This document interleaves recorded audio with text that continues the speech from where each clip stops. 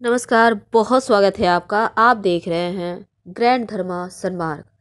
कार्तिक माह में भगवान श्री हरि की पूजा करने से और तुलसी दल श्री हरि के चरणों में अर्पित करने से 10,000 गोदान के बराबर फल मिलता है। लेकिन अगर आपने पूरे कार्तिक माह में नहीं भी कोई पूजा पाठ किया है तो भी इस कार्तिक पूर्णिमा के दिन जरूर कीजिएगा।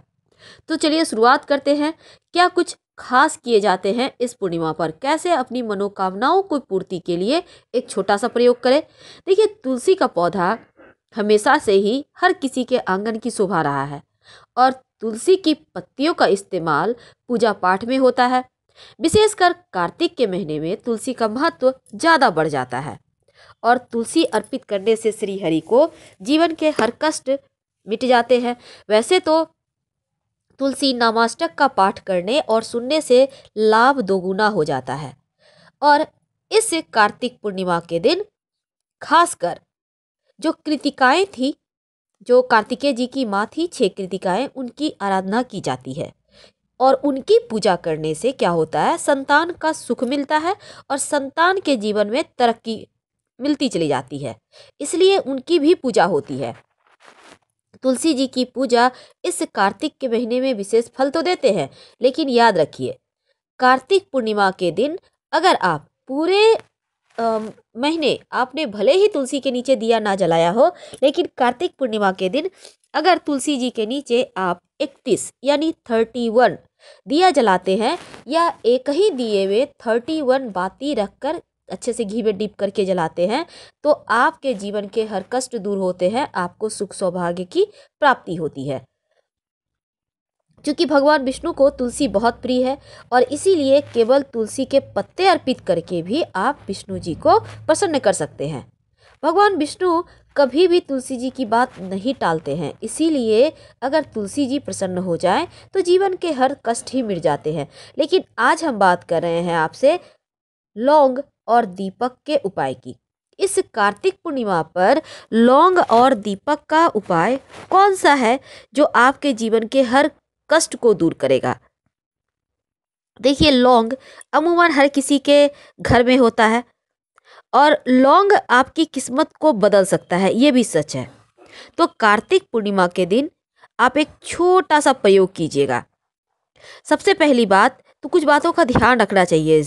इस दिन गंगा स्नान करने वगैरह का भी महत्व है और कार्तिक मास में अगर ब्रह्म मुहूर्त में उठकर पवित्र नदी सरोवर में नहाते हैं तो या फिर आप इस दिन जल में चावल और लाल पुष्प डालकर भगवान सूर्य को अर्पित करते हैं तो आपके जीवन के बहुत सारे कष्ट मिट जाते हैं।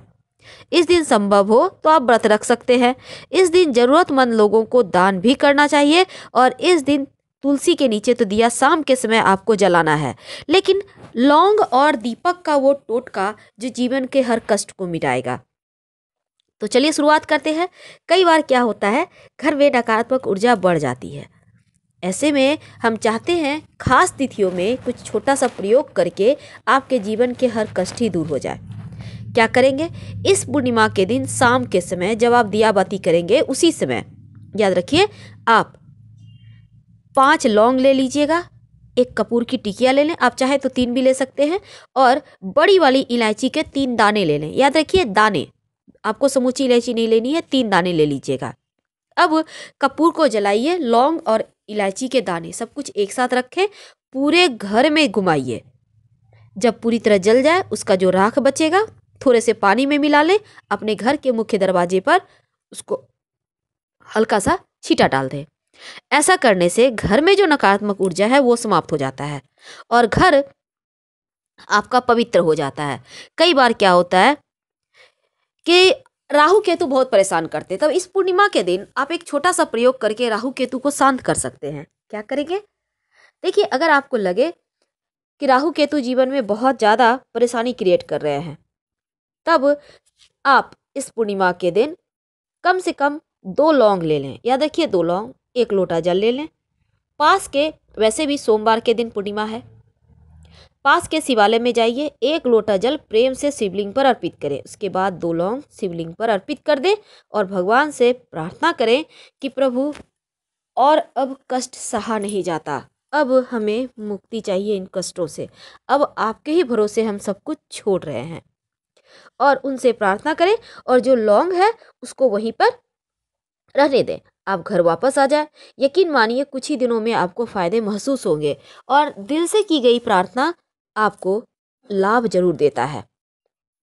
कई बार क्या होता है, लोग पैसे ले लेते हैं पर वापस नहीं करते, तो उसके लिए भी आप पूर्णिमा तिथि पर आप उपाय कर सकते हैं। क्या करेंगे?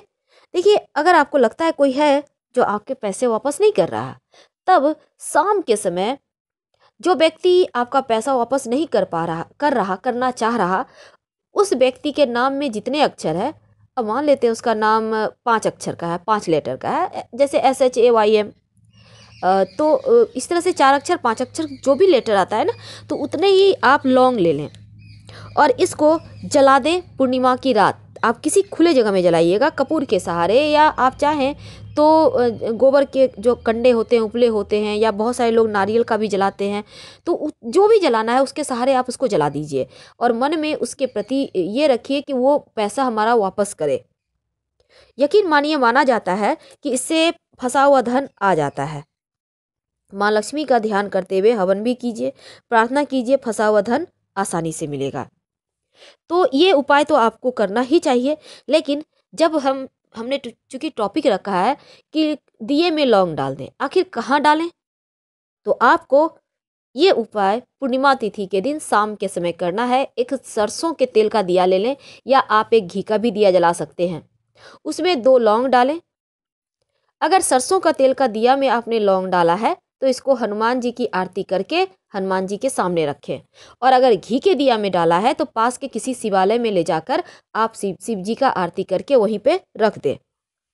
इसके बाद अपनी समस्या को भगवान के सामने कह दें और पूरी ईमानदारी से ये प्रयास कीजिए, आपके जीवन के तमाम परेशानी दूर हो जाएगी, चाहे वो विवाह संबंधी हो, आपके नौकरी व्यवसाय संबंधी हो, या कैसी भी परेशानी हो, दूर हो जाती है। इस दिन वैसे तो बहुत सारे उपाय ऐसे भी होते हैं जो जीवन के हर कष्ट को दूर कर देते हैं।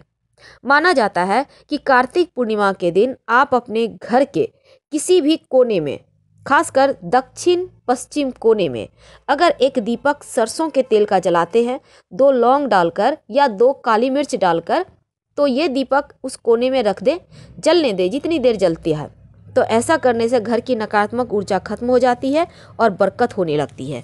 बहुत सिंपल उपाय है, लेकिन कार्तिक पूर्णिमा के दिन अगर आप कर लें तो आपको जीवन में बहुत सारी ऐसी उलझनें हैं जहाँ से आप बाहर नहीं निकल पा रहे थे, आपको रास्ता मिलने लगते हैं। तो फिलहाल विदा लेंगे, हम फिर मिलेंगे बहुत सारी जानकारियों के साथ। हर हर महादेव, धन्यवाद।